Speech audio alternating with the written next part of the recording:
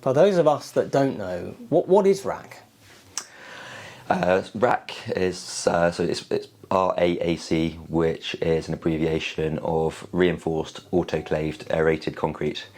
It's effectively a bit like breeze block, if you'd imagine like the texture of breeze block to be, so aerated, quite a light, bubbly concrete.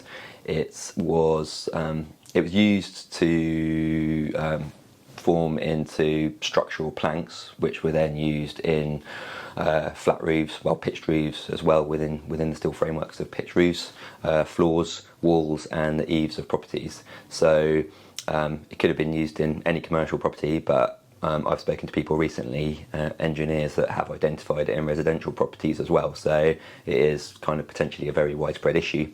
And the reason it's an issue is because in comparison to conventional dense concrete, it's been used for a similar reason. You would have dense concrete slabs as a structural roof, laid over a steel framework or whatever the support system is for that.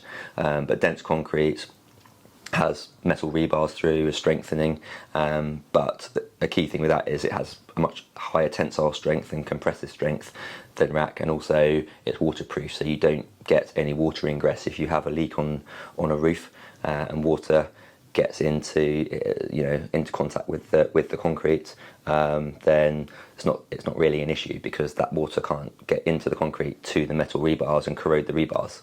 But with the RAAC, because it's a lightweight, bubbly material, it absorbs water. So even though it also has reinforcement through it and has those rebars through the material, if there's any exposure to water, so whether that's a leak from a roof or maybe humidity in particular rooms or areas within a building, then that water can work its way through the material very easily, come into contact with the metal rebar and start to corrode that. So then you start to get damage, and also alongside the existing stress and damage that may have already started to occur, because it only has 10 to 20% of the compressive strength of conventional concrete.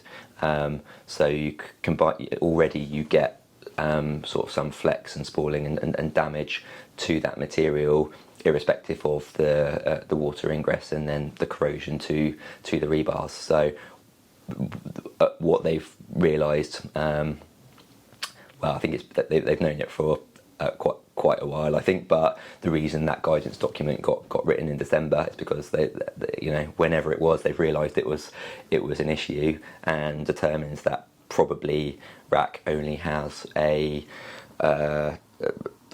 average around a 30-year safe lifespan. Right. So it's been installed potentially since as early as the 30s, so there's potentially a lot of the material out there that's way past that 30-year lifespan that could have been getting damage to it, and is the reason why there's now been 3 roof collapses in schools. Thankfully at night, so no one was hurt, but who knows like what could happen on the next one. So whether it's a school or any other building, commercial building or whatever building it is,